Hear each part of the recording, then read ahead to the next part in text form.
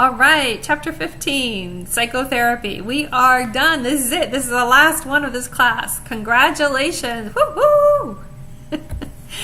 So I know it's tough. I mean, sometimes we feel like completely overwhelmed, but when you want to celebrate each and every class, each class closer to the end of to your degree and closer to those goals. So I'm so excited that we're here. So we're going to look briefly, and this chapter is not particularly long, as we look at the treatment. So now that we've talked about disorders, something has happened and somebody is suffering from something, how do we help them? What do we do? So there are many different tools of the trade, so to speak. There's so many different ways and different therapists who have different styles, and that's important that you choose well and find somebody who fits well for you, both in their style and their method. But some common things that we see are talk therapy, which is discussing with the client and helping them to resolve their own problems through emotional support. Relaxation trainings, role-playing, drug therapies, biofeedback, and group therapy. Those are all areas that are very, very common that we would see. Other tools include things like, I've seen, there's been rebirthing, there's poetry work, there's music work, there's, how do you identify and what do you do? Those are all tools that are out there. Play therapy, primal therapies. There's a lot of stuff out there. Again, finding the thing that fits for you is what's most important. But they do typically fall into three different categories. Insight therapies, which are typically talk therapies, or that's a foundation of them. Behavioral therapies, which include changing the way we behave or think about things. And biomedical therapies, which are going to include things like drug therapies and ECT.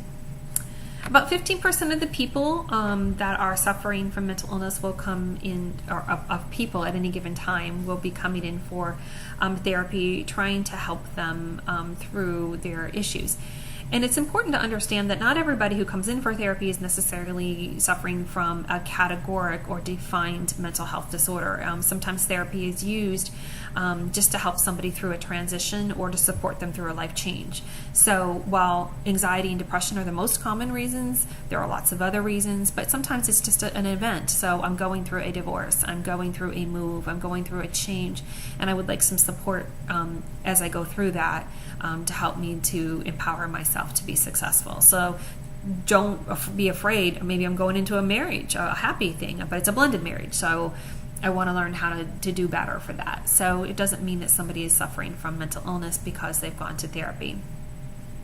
There are different types. Individual counseling is one of the most common and popular that we see, which is client-centered and working on that client specifically. A second one we might think or see would be group therapy, working with a group of people who have similar experiences or problems, and we're supporting each other and through those changes and helping each other.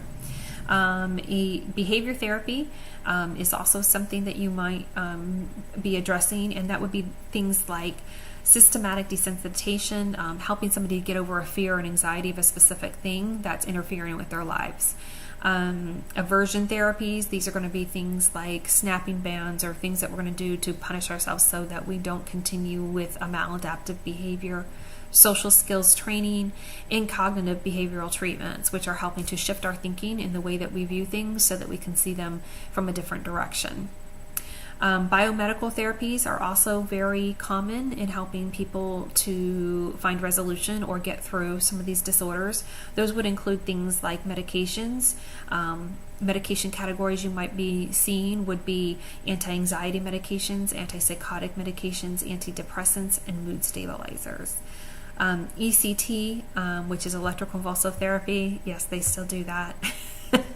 It's done a lot differently, but it is also another therapy that is sometimes used to treat those that have not responded well to medication and or treatment or therapy.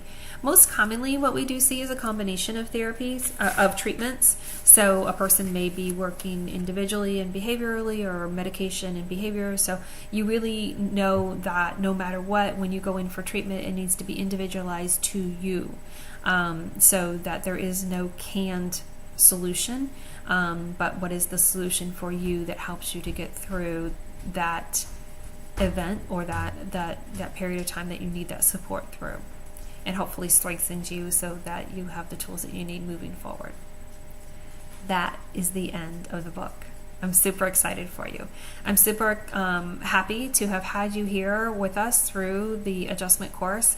I hope you found a lot of material within this that was helpful, that is empowering for you, that engages you and wants you to learn more about those things, and that you can apply to your own lives. Thank you for being part of the class, and thank you for allowing me to be part of your journey to success. Hopefully I will see you soon, and good luck on your final exam.